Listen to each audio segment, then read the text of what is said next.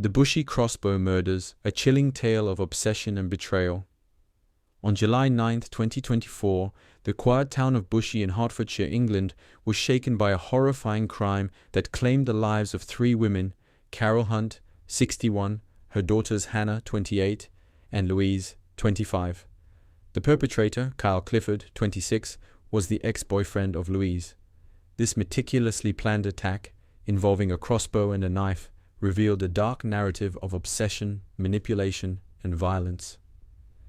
Kyle Marcus Clifford, born on April 5, 1998, in Enfield, North London, had a brief stint in the British Army's Queen's Dragoon Guards before leaving in 2022. Post-military, he worked as a security guard.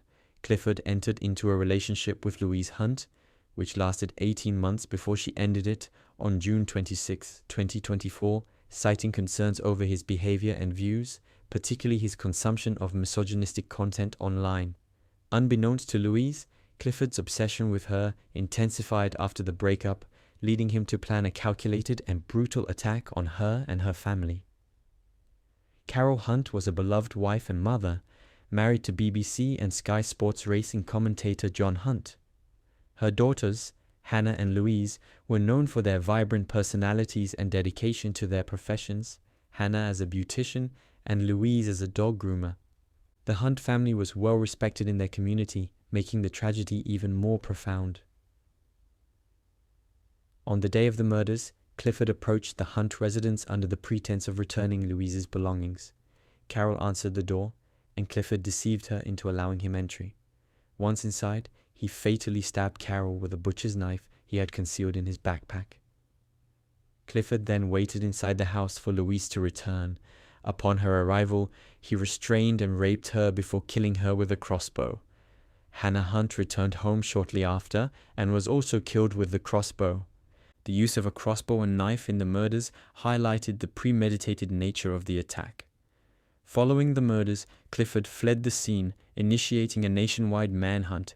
He was located the next day in Lavender Hill Cemetery in Enfield, North London, with self-inflicted injuries from a crossbow. Clifford had attempted suicide by shooting himself in the chest, resulting in paralysis from the chest down. He was arrested and placed under police guard during his hospitalization. Clifford was charged with 3 counts of murder, rape, false imprisonment, and possession of offensive weapons. He pleaded guilty to the murders and other charges, but denied the rape allegation. The jury found him guilty of all charges. The evidence I have heard shows you to be a jealous man, soaked in self-pity, a man who holds women in utter contempt. This is no occasion to subject the family and friends of your victims to any delay or suspense.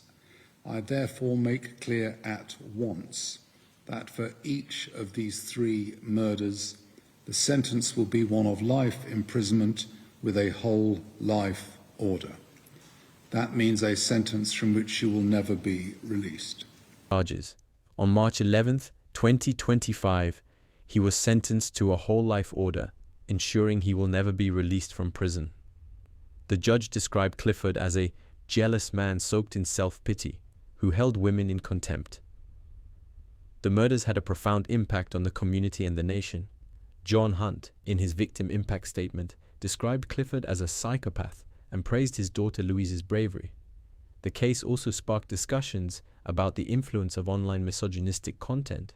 As Clifford had been consuming such material prior to the attack, it raised concerns about the accessibility of weapons like crossbows and the need for stricter regulations.